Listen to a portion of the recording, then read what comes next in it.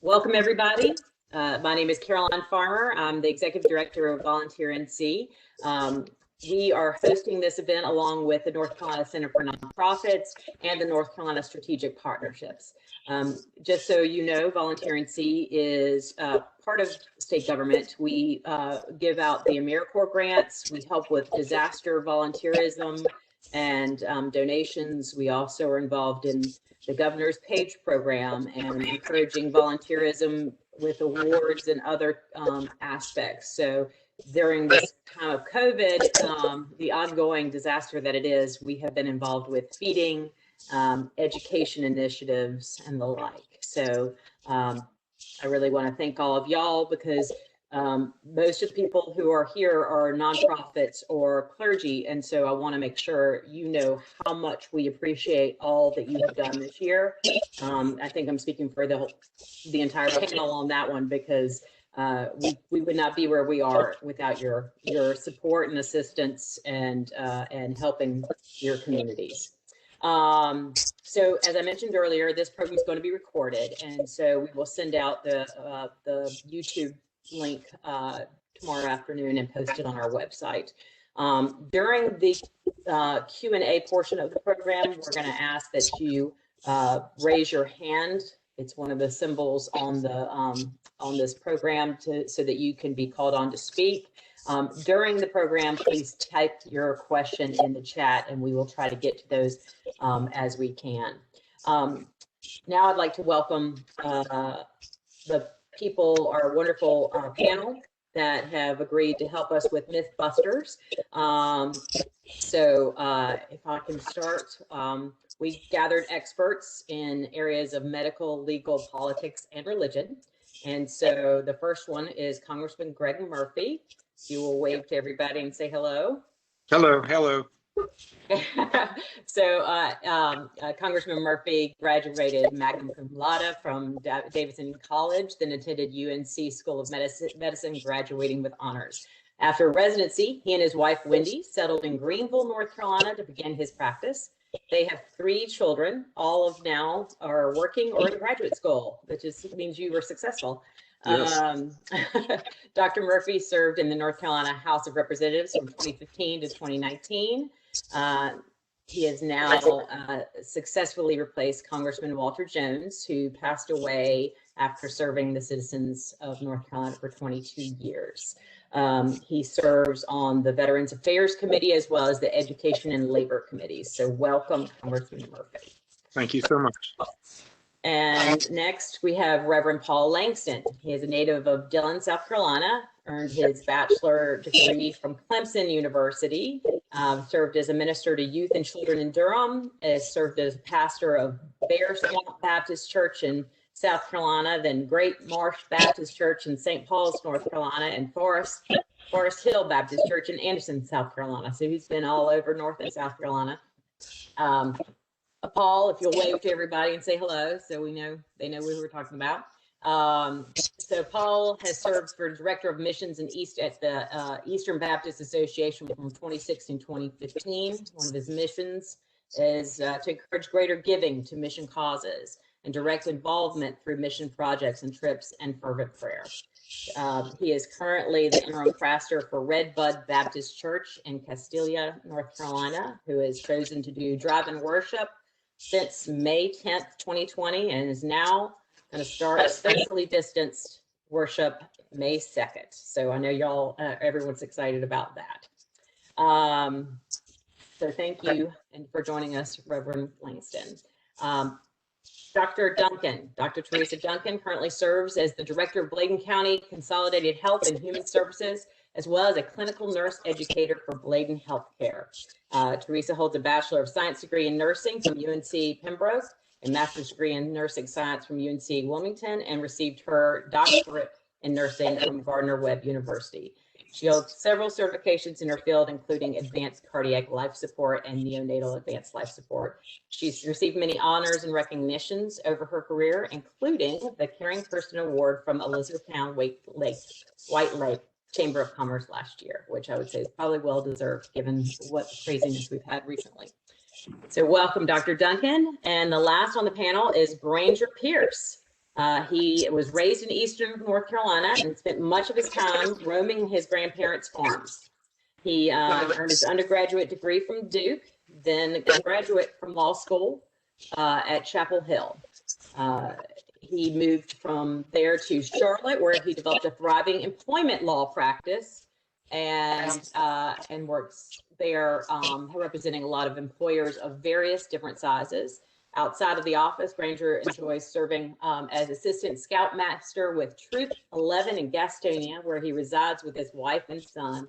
He's an avid cyclist and has completed numerous long distance events. So welcome, Granger. Now, I know that most of the people attending here today are interested in getting the questions answered that they have heard from social media, news, friends, etc. So without waiting any longer, we're going to get to some of our MythBuster topics. So we're going to start with an easy one, politics. So I've heard some political leaders say that they consider coronavirus a hoax. So why should we take the vaccine? I'm going to start with Congressman Murphy. Well, Colleen, let me just go say, I'll just put it out there. You know, former President Trump never said the coronavirus itself was a hoax. If you look at the full transcript, he said that the Democratic response to what he was doing was a hoax. He made that very clear the next day. And I believe, you know, at the beginning of all this, both the president, former President Trump, both President Biden, even Speaker Pelosi had their misgivings about really where we were. Even Dr. Fauci had said he did not think it was going to be that bad. So, you know, I think the academics will look back in the next 25 years and look back and say, yeah, we did this wrong, or we could have done this better, or hey, we did this right. So I think saying the whole thing was a hoax and pointing it on one individual just really doesn't help us with the argument today. What I would say is, obviously, it's not a hoax. We've lost close to 600,000 individuals here in the United States alone, close to 3 million worldwide. And I believe that number is vastly underreported because we have countries like China, we have countries like Iran, North Korea, which hasn't even had a case yet, underreporting significantly of what's going on. And we know that Brazil, for example, which is undergoing a very, very difficult time, literally just does not have the resources to undergo any type of real calculation of what this is occurring. The vaccine itself, and I know we'll talk about this more, I put my doctor's hat on last year at the end of January and really looked at this list critically. I actually read a ton of medical literature and became very, very concerned. In fact, I texted our minority leader at the beginning of the week beginning of February last year and said, this is going to be really bad. The vaccine, you know, the Trump administration, much to their credit, at the end of May put in Operation Warp Speed to put forth a safe and effective vaccine in record time. A lot of people are concerned about the record time part of it. I will tell you, I'm a physician. I'm taught to think critically. It's not that corners were cut, it's just that regulation was cut out. And if you look at the efficacy of this vaccine, where it's 95% efficacious, you know, in a great year, we're going to have a 70% flu vaccine that works. 95% is nothing short of miraculous. And I'll attest, you know, I took the vaccine. I wanted to show as a leader, but even more importantly, I had my family take the vaccine. And if I did not believe in it being rigorous and being the right way to go, I surely would have never put my family's life on the line. So I believe we're on a good track. We're not out of the woods by any means yet. And I'm urging folks, I did a video 2 weeks ago to try to get to certain populations that were not taking the vaccine. I never thought this was going to be a supply problem. I thought this was going to be a demand problem. And unfortunately, that's where we are right now. So, you know, there have been a lot of mistakes that we made on every side of the political spectrum. But I think we need to look forward and try to use it rather as a dividing episode, as a uniting episode, and get this nation and the world back on track. Wonderful. Thank you so much. Dr. Duncan, do you have anything to add? Or why should we take the vaccine? Oh, we should take the vaccine. I can remember as a small child taking the polio vaccine on a sugar cube. And when we look at eradicating polio, measles, many diseases, our older population, the 75-year and older population, can remember that. They lost loved ones. Our younger generation hasn't seen, until this point, the loss of life from previous epidemics and pandemics. So we should take the vaccine to protect ourselves and protect our family, friends, and our community. Thank you. Now, I've heard that if you've had COVID, that you don't need the vaccine shot. That's another one I saw on there. Yeah, Congressman Murphy, would you like to start? Yeah, definitely. One of the things, if you've been, unfortunate enough to have COVID, is that your body develops immunity to this. And this is where, some people actually have had COVID more than once. But you definitely do need to have the vaccine again. A lot of folks, at least, the CDC, which is another institution which has come back and forth with recommendations, yes and no to take it, recommending generally at this point in time that you can wait at least 3 months. You will have antibodies, and it's fact thought that maybe your antibodies and your T cell responses may be even stronger than the vaccine itself. But the recommendation at this point in time is to have at least one of the shots. Now, the whole purpose of, and I've been part of the Doctors Caucus in DC talking about, well, we probably ought to have everybody get one shot first and then go back and give second shots. But if you've already had some immunity to the virus, probably one shot, at least we're thinking at this point in time, is going to be enough. We don't know. There's a lot about the vaccines. We don't know yet. But the bottom line is, if you've had COVID, you still need to have the vaccine. Okay. And Dr. Duncan? And from the clinic perspective, we have not seen major adverse events from those that have been positive with COVID and did receive the vaccine. There seems to be a little bit, they do have the side effects of fatigue, sometimes fever, but nothing really major because their body has already seen and responded to the COVID vaccine at least once. We have had a very good response from folks here receiving their vaccine once, in addition to already having the COVID, and are anxious to do so.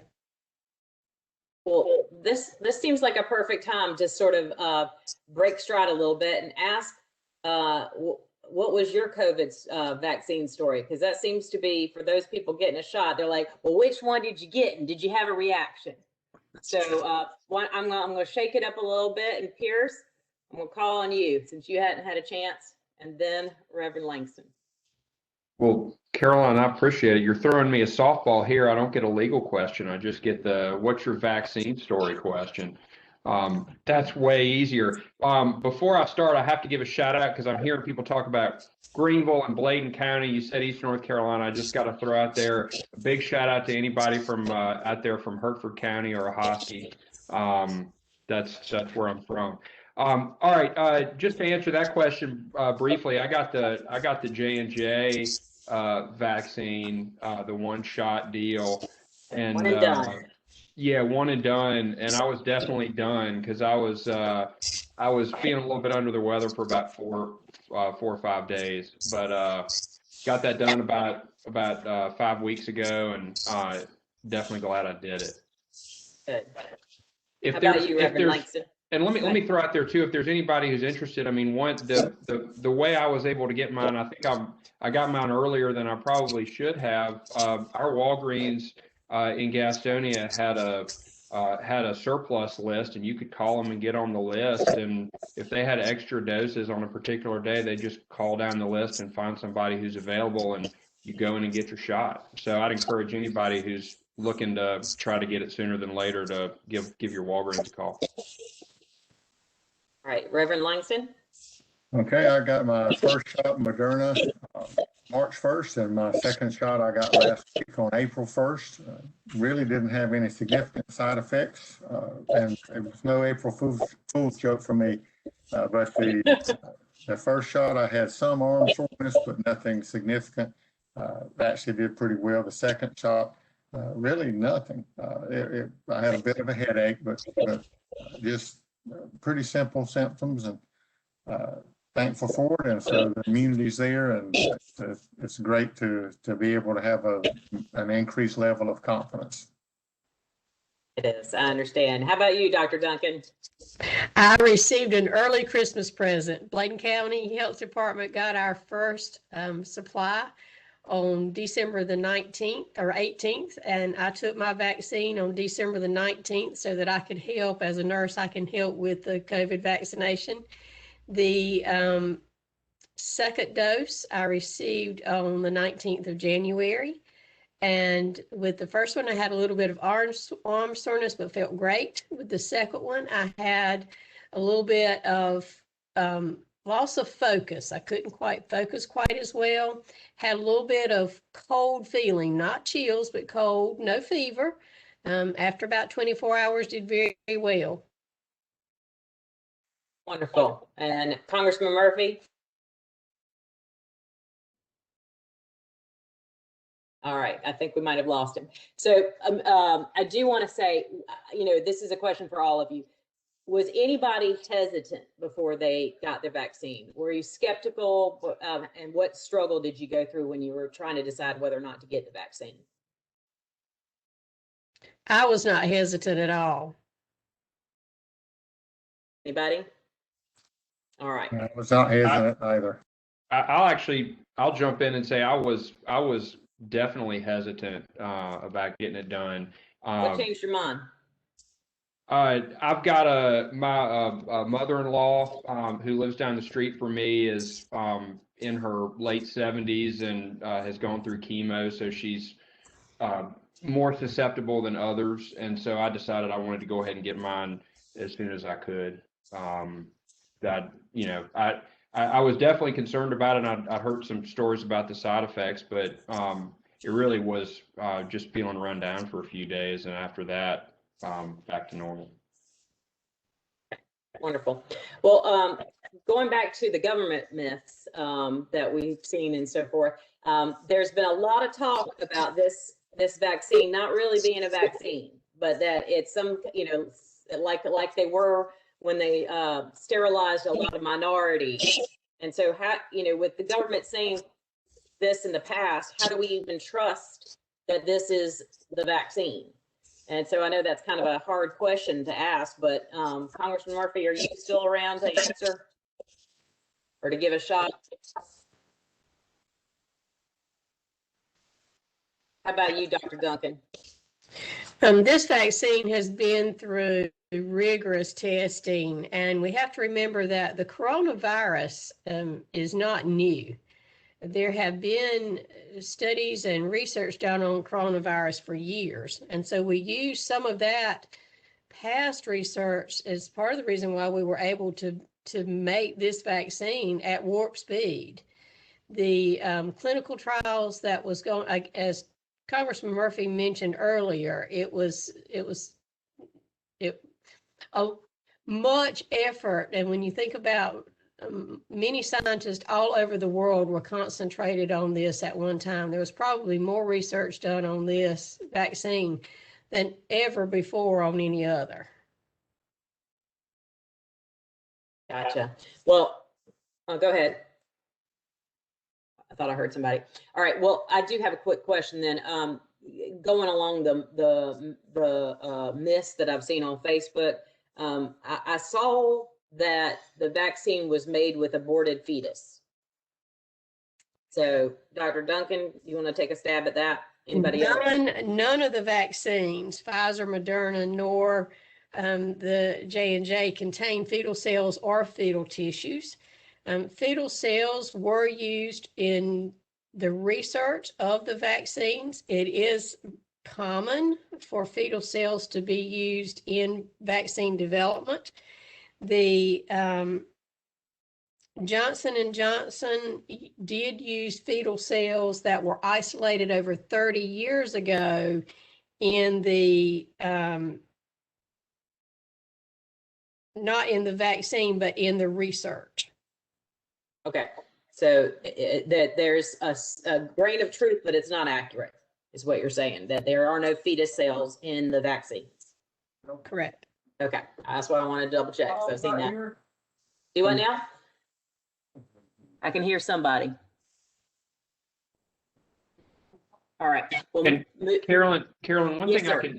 I could just add about that, Yes. and this is the non-scientific, just more I guess, getting over into the legal area. But one thing I found in terms of dealing with employers, advising employers who are dealing with the vaccine question in their workplaces, one of the most critical parts is, I think it dovetails into your question, is the education component to this, addressing these issues proactively with folks who might have questions, soliciting questions from employees or individuals, sending out surveys, things like that, trying to increase comfort level with individuals to make them, to address some of these things you're seeing on the internet, some of the rumors that are going around, so that folks get the higher comfort level and go ahead with the vaccination. Right. So Congressman Murphy, thank you for rejoining us. I just asked about the fetuses in the vaccines, and Dr. Duncan confirmed that there were none in the vaccines. Actually, that's not what I was told, and I'll just tell you, because I had two pro-life groups reach out to me that clones from aborted fetuses in the 50s and 60s were used in the J&J vaccine and in one other one. Now, these are just reports that I've read. I can't confirm that myself from independent research of that. I'm not sure what the other vaccine was, but for sure the J&J one did have aborted fetal cell lines, from what I was told. So. And Congressman Murphy, it's my understanding that it was used in the research development for all three of the vaccines, fetal cells were, and that to produce the vaccine, the J&J did use fetal cells that were isolated over 30 years ago. Right. And that may be the case. I just know the J&J did have, that was the one that pro-life groups really had the most problem with. All right. Well, I appreciate. Charlene, did you want to add to that? I see you popped in. Yeah, hi there. I'm Charlene Wong. I'm a pediatrician and the Chief Health Policy Officer for COVID at the North Carolina Department of Health and Human Services. Just here to provide any additional details. And I just wanted to make some clarity on the question about the fetal cells. All the things said were essentially correct, but I just wanted to be really clear. All three vaccines used fetal cells at some point in the research and development. As was stated, none of the vaccines contain any fetal cells or tissue in them. One thing that makes the Johnson & Johnson vaccine a little distinct is in the production process for that vaccine, it does require the use, as Dr. Murphy mentioned, of some cell lines that are from a long time ago, that's in the production, but the fetal cells themselves are not in the vaccine. And there have been multiple religious organizations that have come out in support of any of the vaccines as being something that they would promote folks to take because of the public health good and the good for society that the vaccines have. Wonderful. Thank you. I appreciate everybody adding in on that one. So because Charlene just gave, Dr. Wong gave a great segue to sort of the status of religious leaders and how they are telling some of their congregations about this. And I'm gonna pick on Reverend Langston and just sort of say, I know you've talked to a lot of different pastors about what they've heard and what their concerns are. And I was wondering if you could share with us some of those, those perspectives about the moral obligation and so forth of this. Right, and as the doctors have so graciously and accurately shared, the fetal cell lines are a part of the vaccines, but not the fetal cells weren't used in production of these vaccines. So for the moral, ethical, religious component of it, to look at it similarly to the way that we would look at if someone were a victim of a very horrific crime that no one argued about, you would still be very thankful to have an organ donation from that person. So there's a sense in our culture now where certain types of donations are seen as completely acceptable, whereas in this one, there are some leaders who say, no, don't take the vaccine. Well, again, the fetal cells were not used in the production of these vaccines. They were isolated, 40, 50, and 60 years ago. And in the components and the strains had been used in it, but They were not aborted for the purpose of this. The abortions didn't have anything to do with the production of these. It didn't encourage it. It didn't result from it. So we've got on a positive side, we've got the opportunity to benefit from the vaccines that have been produced, and many others have been produced using fetal cell lines as well, that have radically transformed the health of our society. And so, for us and our discussions with religious leaders, we encourage folks, we want to do what's right to protect our people. We don't encourage violence of any sort against anyone at any time. So for those who say, well, we don't want someone to do this or to do that, the discussion we have related to COVID is we want to do the right thing now. We're not encouraging anyone to do anything that harms anyone at any time as a result of this. This is about protection, and it offers a tremendous, tremendous amount of protection, about 95%. And so we're grateful for the research that was done, for the benefits that we've received as a result of many, many decades of research. I'm going to pick on you, Ms. Pierce. I know that attorneys have to attend ethical education, and I was wondering if you had any ethical argument you might make about this.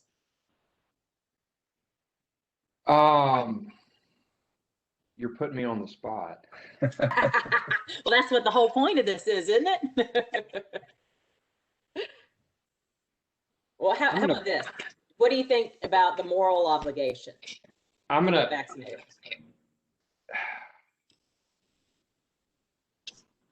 I'm gonna exercise a law school right. I'm not sure if we had any classes in school together, Caroline, but I'm gonna exercise my law school option to pass on this one, and I may revisit in just a second. Let me think about that one. That's fine. No, I appreciate that.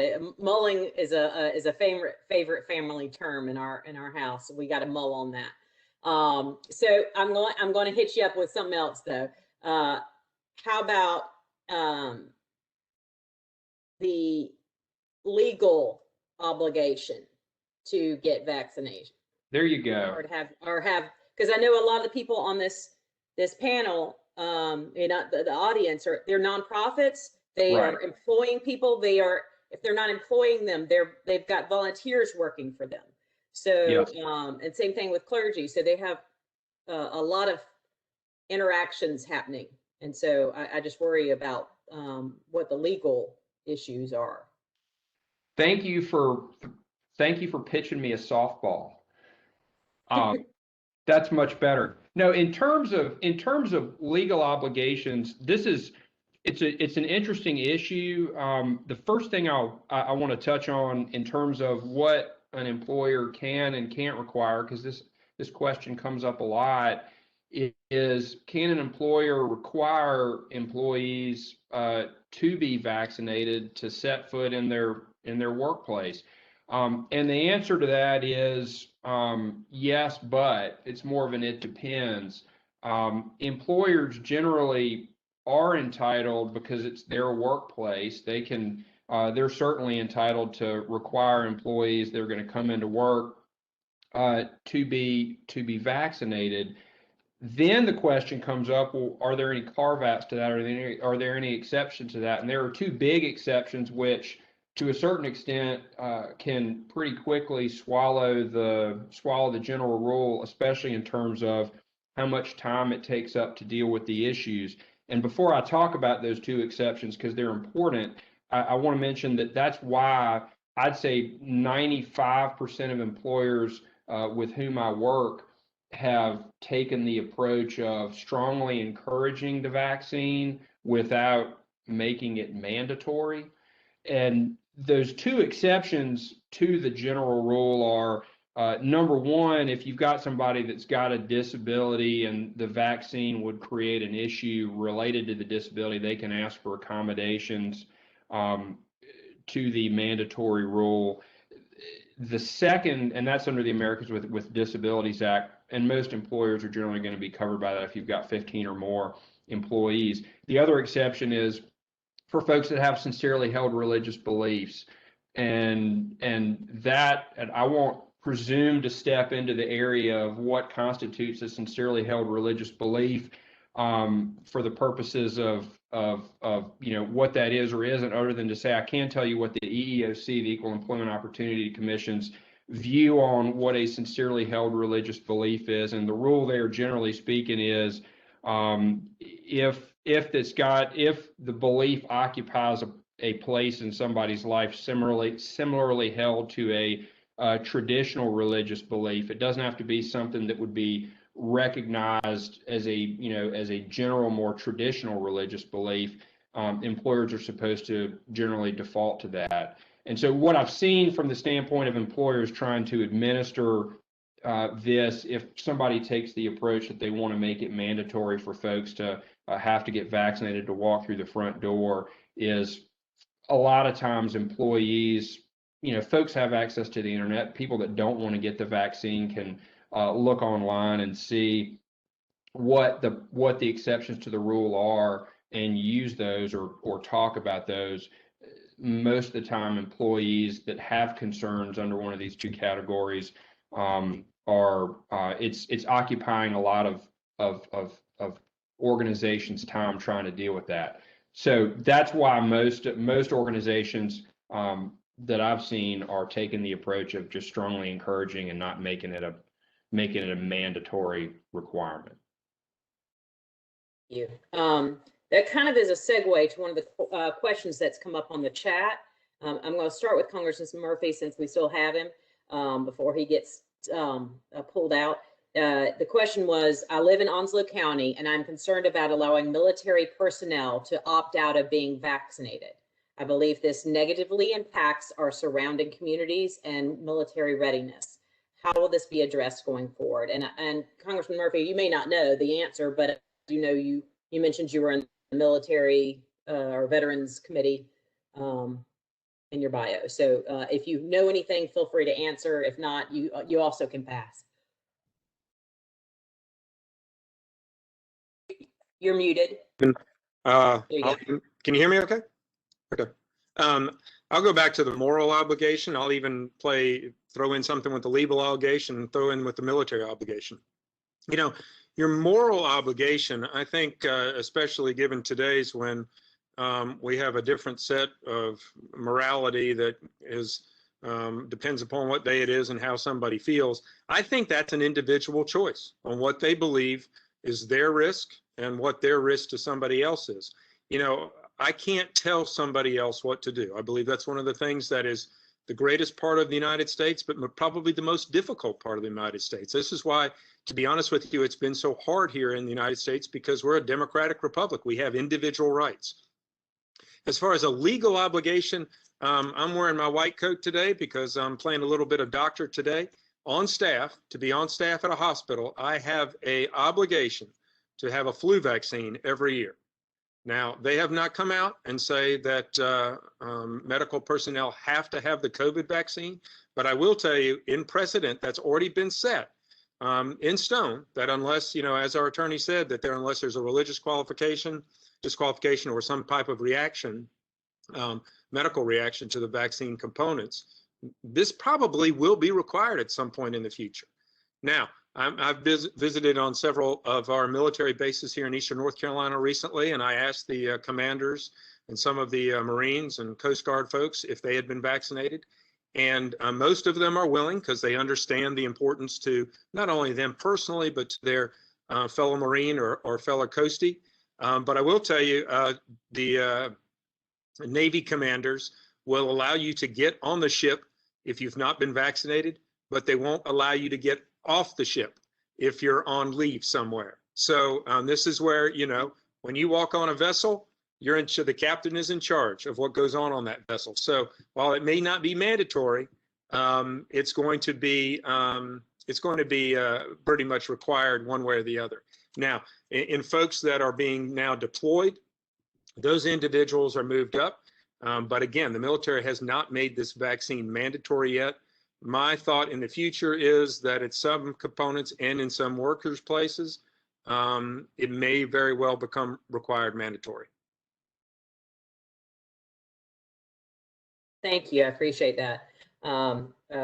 Granger, do you have anything to add? I definitely appreciate what the congressman was saying, and the only thing I'd add to that he brought up when he was talking about the moral issues, it did actually, the irony is not lost on me that a lawyer was being asked about anything related to morality. So thank you again for tossing me that softball, but I definitely agree with what the Congressman Murphy was saying, and I certainly wouldn't be surprised at some point if we see the legal requirement to get vaccinated passed, at least with respect to the military. Wonderful. Well, I appreciate y'all answering that.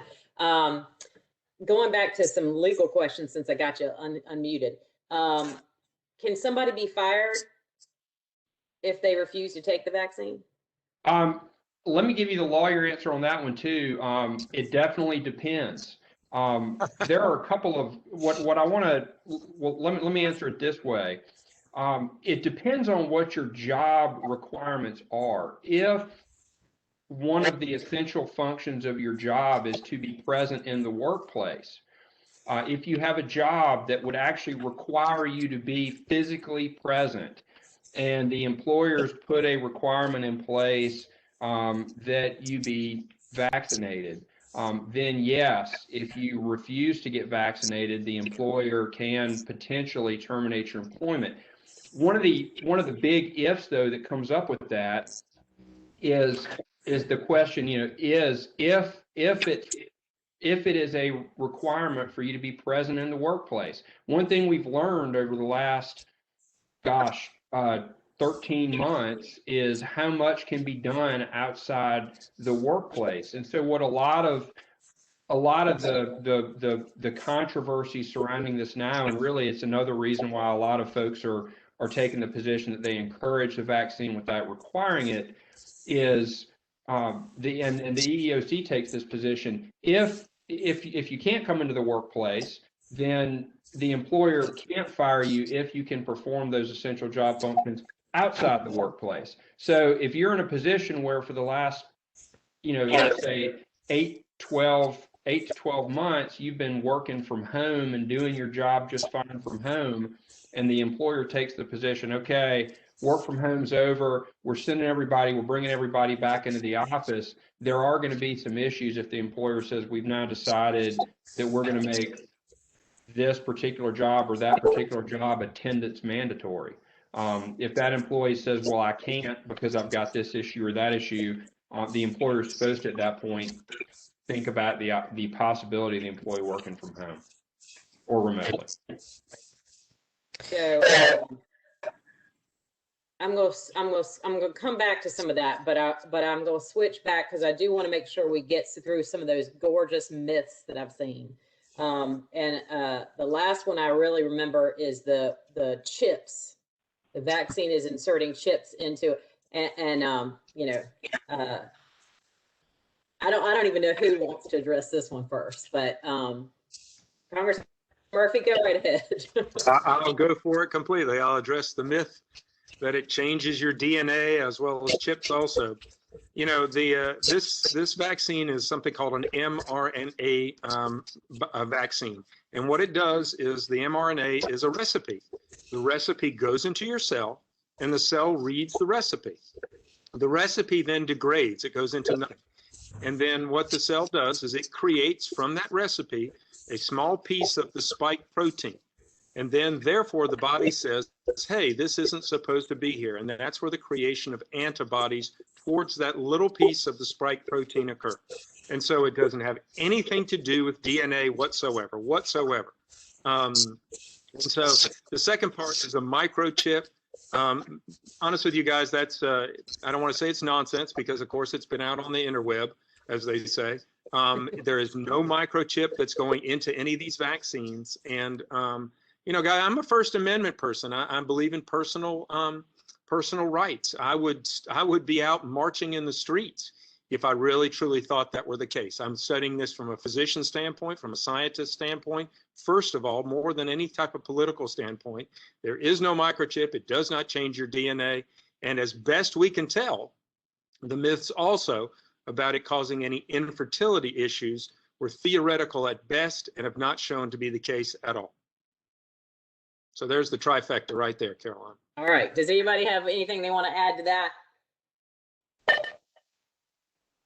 All right. Hearing none, I'm going to move on to another one. Is that the government's hiding the side effects, the negative side effects, and so you know, I've heard from people at the grocery store and Facebook and other places where they say that, you know, they know somebody who died of a heart attack just a few days after getting the vaccine. Who wants to take that? Dr. Duncan?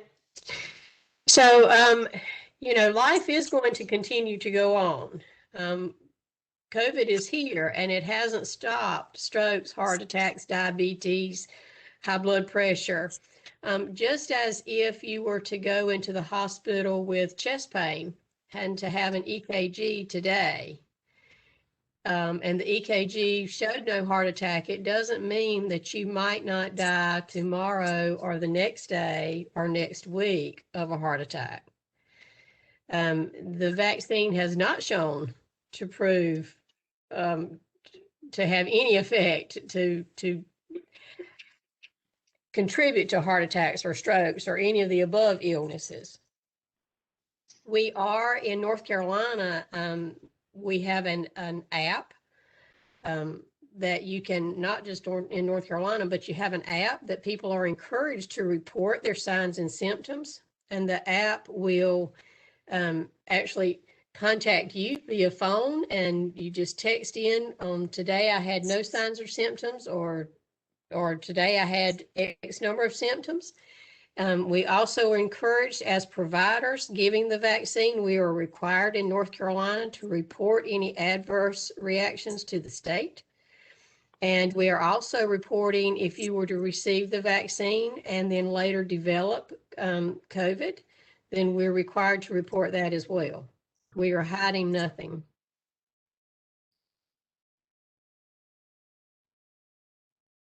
I appreciate y'all addressing that. Okay, this one that I've seen about the mercury and antifreeze and the and other toxic chemicals in the. Congressman Murphy, you have great responses on your face in terms of how you feel about this. Do you want to go ahead and take the first stab since you're responding? There's no mercury. There's no antifreeze in the vaccine. You know, I sometimes get exasperated, and I shouldn't. I know it's just the humanity in me. I think, and rightly so, people should be skeptical at first of anything medical. You know, I sit down with my patients, and I want them to ask questions. I want them to understand truly what they're getting into. That's my job as a physician, is not to tell people what to do. It's to educate them and bring them to a point where they make a decision of themselves. And, you know, unfortunately, with what's going on the internet or what you hear from media, it's really hard to almost believe anything these days. It's a tragic occurrence in our time.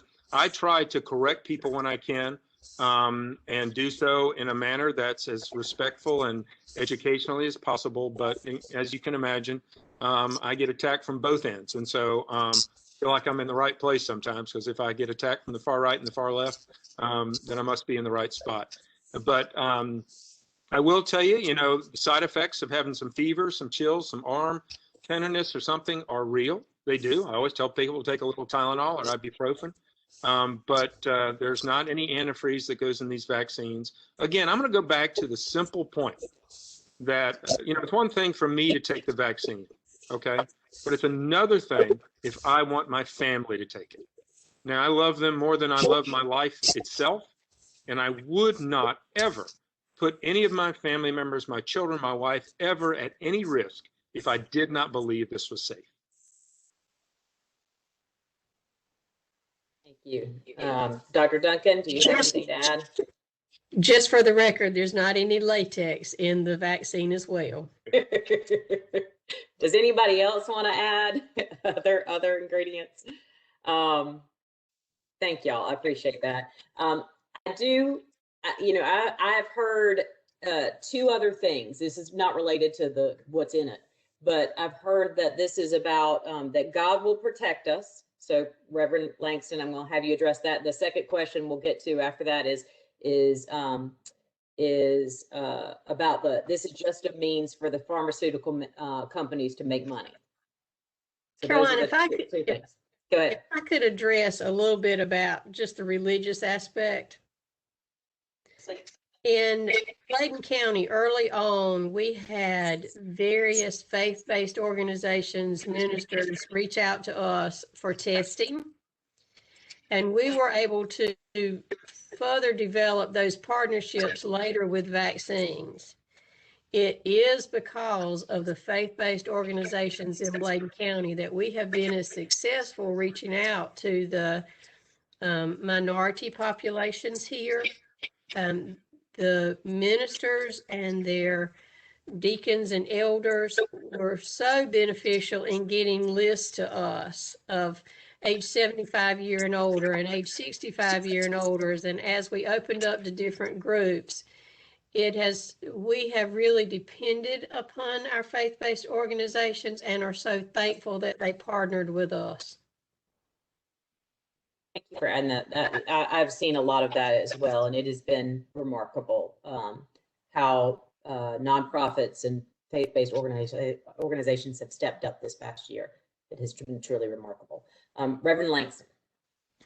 Hey, and thank you, Dr. Duncan. That was a wonderful testimony. And for me and for the experience that we've had, you shared so marvelously what I think the role of faith-based organizations should be. That we're here for times like this. When people are in crisis, that's when faith-based communities should step up to the plate. I come from a Baptist tradition, Baptist on mission. One of the things we've done is to assist with some of the mass vaccination sites. It's been an honor to do it. We want to help protect our people.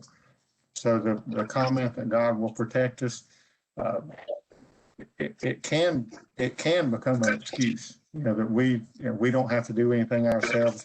We're going to rely on God. Well, God does protect us. He also expects us to take advantage of the resources that are at our disposal that He's put there. So earlier we talked about the ethical obligation or responsibilities. I think from a faith-based perspective, God expects us to love our communities, to be a lighthouse in the community. And that's where our love for our community, and Jesus said this in his teaching his disciples, they ought to know we're his followers by the way we love one another. Well, for any faith-based community, the community ought to know we're there because of the way we care and love for them. So we have an obligation to not only be protected ourselves, but to be folks who reach out and offer protection to others. So that's my profound argument in favor of taking the vaccine, because I care about somebody else just as much as I care about myself. I'm going to be vaccinated. And I think that should be the faith-based response. And that's what we've shared with leaders. It's not an obligation. It's a privilege.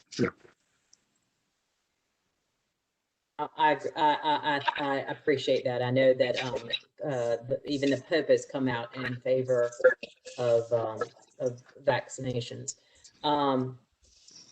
As for the pharmaceutical companies, and that this is all a ploy, Congressman Murphy's just biting at the bit. Go ahead. No, finish your question. Finish your question. No, I mean, is this just a ploy to get to make money from the pharmaceutical companies? The pharmaceutical companies will make money. There is no doubt.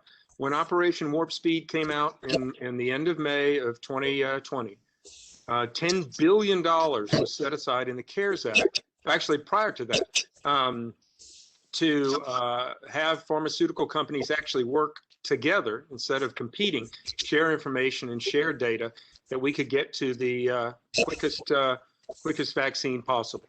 Without a doubt, the vaccine companies are going to make money. Pfizer probably more than anybody, because Pfizer did not take any of the money, as best I understand, for research and development. They did accept what were guaranteed contracts if they came out with a viable vaccine.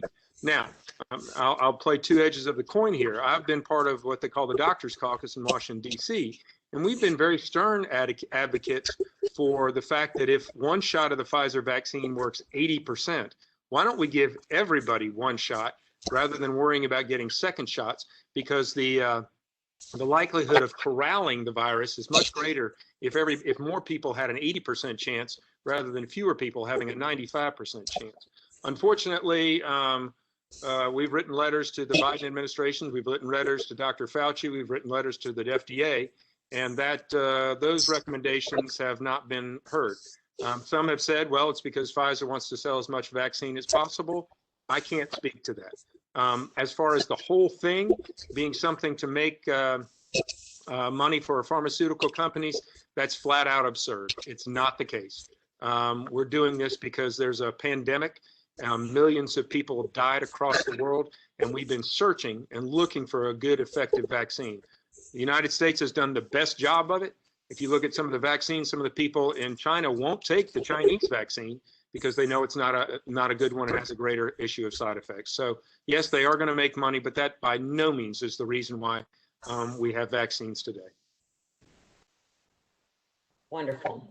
Does anyone have anything else to add on the pharmaceutical track?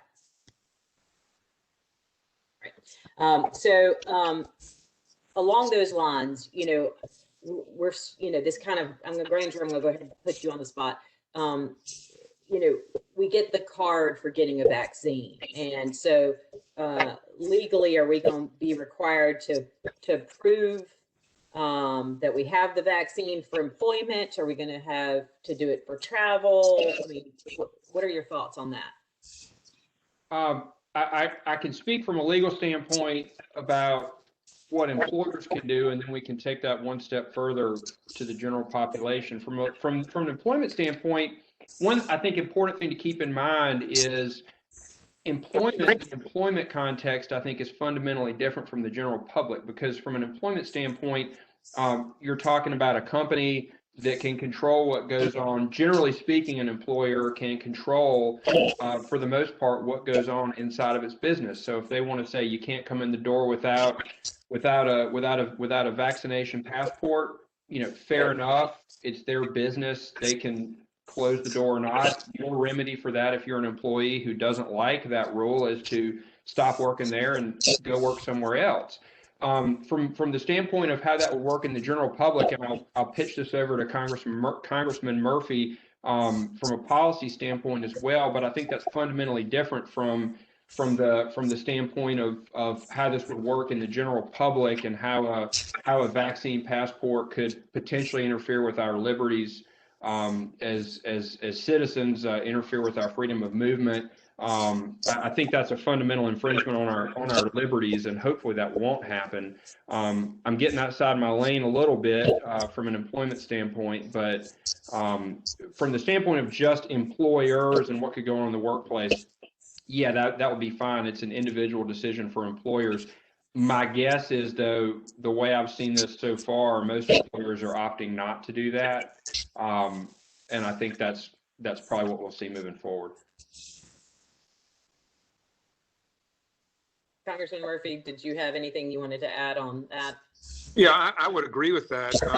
It presents an interesting conundrum that if the government or states or something would require a vaccine passport, but then we say that voter ID is illegal or immoral, then where does that logic lie? I think as I go back to my medical institutions, I think it's going to happen. If we require the flu vaccine, and we're required to show up every day, is not much nursing or doctoring, especially nursing that can be done effectively remotely. As far as employers, again, this is going to be a liberty issue, and I don't believe that they have any place in this world. They never have before. We haven't required vaccine passports with the flu or anything like that before. And so I think that's a very, very sticky issue. Well, this is just a curveball. Reverend Langston, are you going to require proof of vaccine when you open up on May 2nd?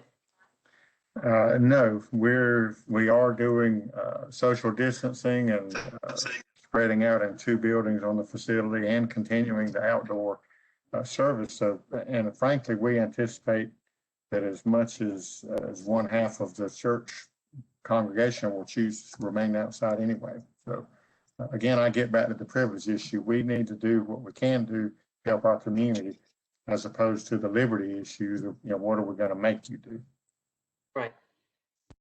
Well, Mr. Pierce, what about regulating volunteers? I mean, you said you can, somebody can require employees. What about volunteers? Absolutely. I mean, it's that's something at the end of the day, the employer or the organization essentially is a gatekeeper, and they get to say who gets to come in essentially and who doesn't. If you picture somebody standing at the door saying, okay, you can come in and volunteer if you've got a vaccine passport, or you can come in and work if you've got a vaccine passport. As of right now, they've generally got the right to do that. But it goes back to the liberty question, which is a more underlying issue. And if you think about the net result of, if that's not a popular requirement, then that organization's probably not going to have too many volunteers for too long, or is going to lose some of their employers. And so that's the countervailing balance, and I think the reason, or what folks are weighing when they say, are we going to require this or not? So, like, even if it's a volunteer that's going to have direct contact with the public,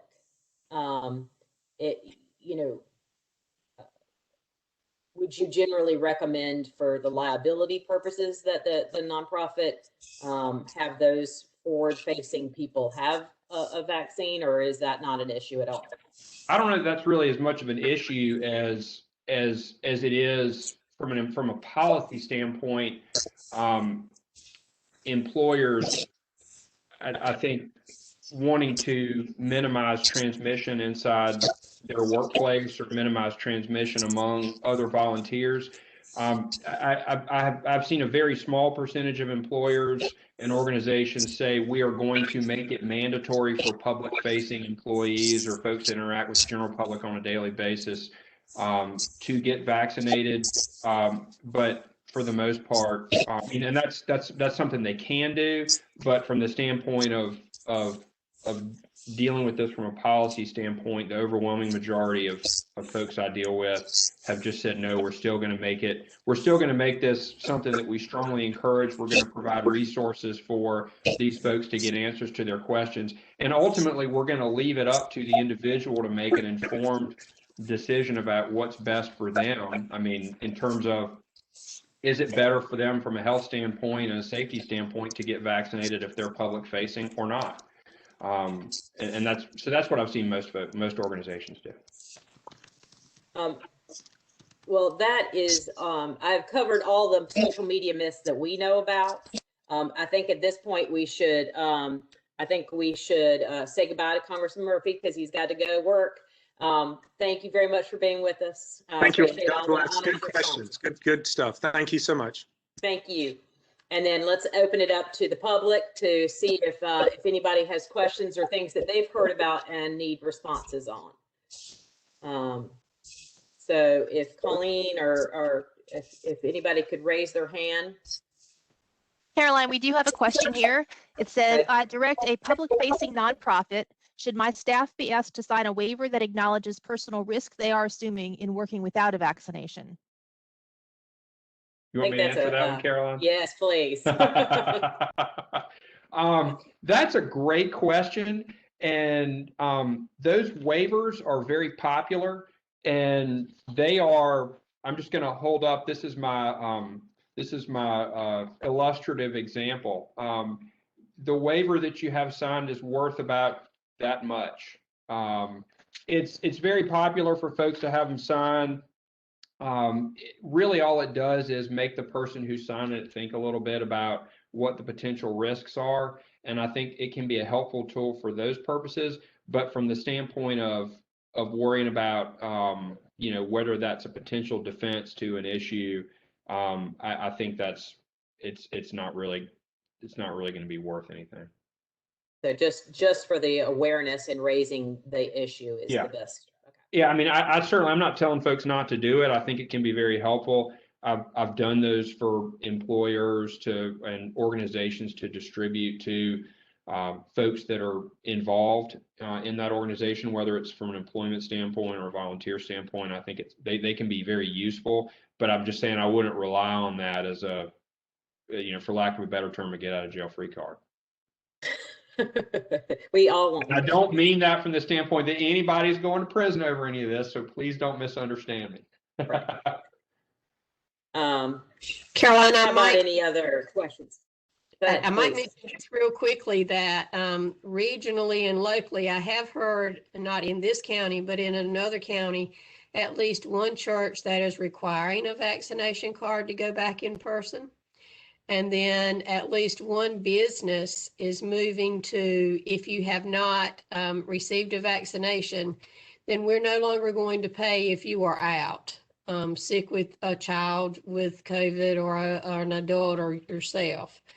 At least one of the hospitals regionally has gone back to sort of the flu program that Dr. or Congressman Murphy mentioned earlier, in that if you are not going to take the COVID vaccine, then you would have to wear a mask when masks are no longer required of the people that have been vaccinated. So there are some restrictions beginning to come on board. Interesting. And that's in Bladen County. Bladen County is one where the business is. The church is not in Bladen County and the hospital is not in Bladen County. Thank you. I appreciate you mentioning that. Any other questions for this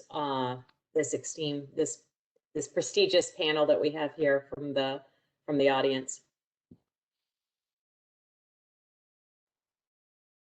One last question. Doesn't HIPAA provide somebody with some rights not to have to share this medical information with the public or with their employer or with anybody else? Great question. Granger? That's a good question.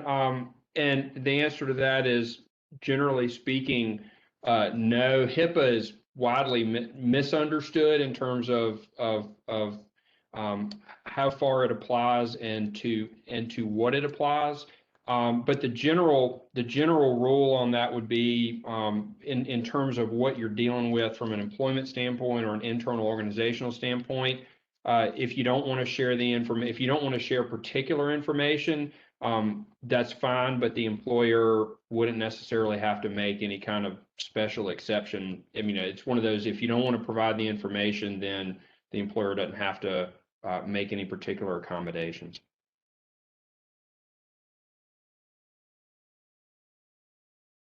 I appreciate that. Any other questions, Colleen? I do not see any. Last call for questions. In the meantime, I would just say I know that there's been a lot of high-profile conservative leaders who have been coming out more recently in the last month about the taking the vaccine. I know in North Carolina, Richard Petty even came out and did a promo for getting the vaccine. And he talked about how hesitant he was originally before getting the vaccine, about whether he was going to even do it or not. And so I don't know if anybody has heard of others that have been outspoken about this, just in terms of political leaders. I know our former president did an interview with Fox in March talking about how he had the vaccine. Has anyone heard of others? No. Many of the North Carolina coaches came out in support of the vaccine. Wonderful. I feel like I saw something about mayors, a bunch of mayors who came out as well. All right, well, if we don't have questions, I don't mean to hold anybody up. I just want to give everybody the opportunity to answer the questions that they may have. So feel free to reach out with, like I said earlier, my family's a molar. We like to mull over things. So usually the question pops up as about 15 minutes after the conversation ends. I'm going to give you our generic email account for Volunteer NC. It's volunteernc@nc.gov. And I encourage anybody who has those questions at the end, we will see if we can connect you and get you the answers to those questions, because that's important for all of us, is that you have the answers that you need. Hey, And Carolyn, so, yes. we do have a hand up here. Marsha Wright. Let's see if I can unmute, or Colleen, maybe you can unmute her.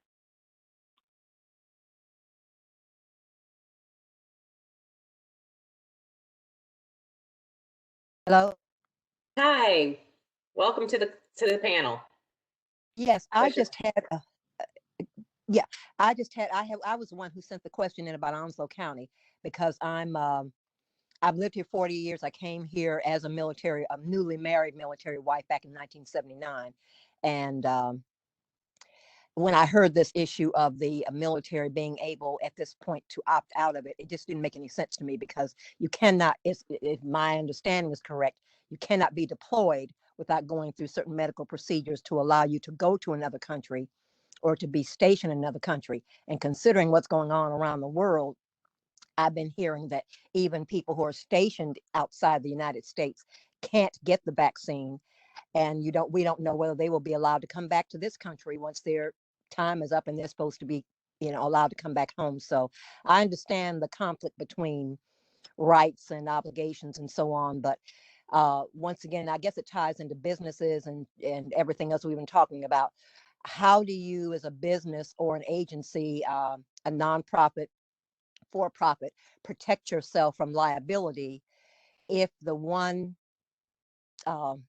protective mechanism you can offer is refused by a person who's on your payroll, or is volunteering for you? How do you balance the I don't want to do this, or I'm unsure about doing this, versus protecting your work site and your business against liability that you may be opening yourself up for if you either do or you do not require a person to take advantage of this? So I know it's all new law, and I'm wondering if anybody on the state level or the federal level, maybe North Carolina Bar Association, DHHS, is there anything current out here to allow us as people who run these agencies to figure out what to do? Because if Right. if that piece of paper he showed us, and I'm quite aware of that signing off, you cannot sign away your legal rights. So signing off that, we've talked about that earlier. I know how virtually useless that can be. But do you all know of anybody who's working on this? I'm sure somebody is, but where do you get this when we have to try to figure out what to do about opening up our offices back to our employees and volunteers, probably when the fiscal year turns over in July? Thanks Right. a lot. And it looks like Granger wanted to say something since you were talking about liability. So hold on. Wow, that's a great question, Marcia. And first of all, I'm really glad that my demonstrative exhibit of waving the piece of paper around was helpful and appreciated by anybody. It's really the military issue is interesting, and it's kind of interesting because if you think about the military as one really big employer, it's an interesting issue, because you're right, the military has taken that approach, and the current news, I guess, feed or the news cycle about this has been saying they think it might be around a third, but I've seen where people have said they think that number is pretty grossly underreported, and it's more like half the folks are saying that they don't want it. And that brings up the question, when or how should this work in terms of when you're going to require somebody to be vaccinated, and how can that work, or how will that work from a liability standpoint? In terms of dealing with your employees, and let me stop and say, the answer to that generally is right now, we really don't know, because even though this has been going on for about a year, state and federal agencies operate at a little slower pace than most employers. And so one thing that we're seeing here is, while North Carolina jumped in initially and said, we're gonna put out there some limited a law potentially limiting liability for businesses, at least for this initial period of time. One issue that's out there is, that really hasn't been tested, number one, and number two, how's this going to work internally for employees, especially when you're dealing with issues like OSHA, occupational safety and health, and how's all that going to work? And right now, the answer to that is we don't know. OSHA's mostly been punting, up to at least the recent past, has been punting to the CDC. I think that we're going to probably see some changes with that. What I would expect to see on the front end, at least sooner than later at some point, is you're going to see a lot of attorneys who represent employees, I think, probably starting to file lawsuits. One of those most likely is probably going to be claims for, in North Carolina, what's called the Retaliatory Employment Discrimination Act, because if you have employees who are making workplace safety claims, and one of those protected categories of claims, or one of those categories of claims that's protected, is complaints under OSHA, and the employer retaliates against them, they have potential claims against the employer for that. And folks that I know that do plaintiff's employment work I know that's on their radar. It's something that they're interested in. So I think, unfortunately, what we're probably going to learn here is we're going to be educated more by tincture of time, I think, than anything else. So we're going to have to kind of see how some of this shakes out. Right now, generally speaking, I think it's good for employers to be as fairly cautious about these kinds of things, because it's never good to be a guinea pig in terms of having your potential policy tested. It's sometimes better to let somebody else go first and see what the result is. But that's a great question, Marcia, and I'm glad you raised it.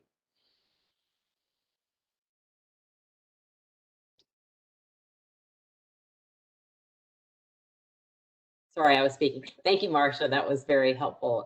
And does anybody have anything else to add? I know Mr. Pierce did a fine job of answering what his predictions are, but does anybody? All right. Well, before we roll off, I'm going to ask everybody to have parting words of wisdom, each of the panelists. I'm going to start with Dr. Wong. I know she's been there and patiently ready to answer any questions, but I do want to give you a chance to have any parting words of wisdom. Yeah, thanks so much. It's been a great conversation. I've learned some listening in on this call today. I think the parting words here are that we are so fortunate to have now 3 vaccines that are tested, safe, and really effective. They're free to everyone who wants one. And it is really getting as many North Carolinians vaccinated as quickly and as fairly as possible. That's going to help us all get back to the people and places we love. I know that I just met my 15-month-old niece for the first time just this past weekend, because all of us have now, all the adults at least, have been vaccinated. And that was just so special.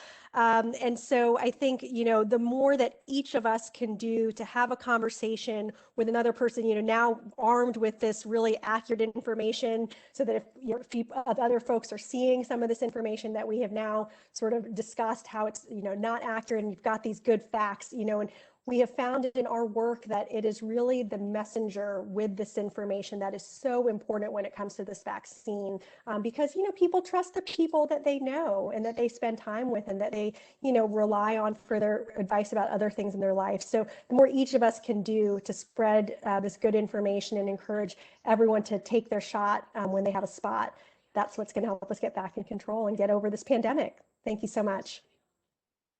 Thank you. Dr. Duncan?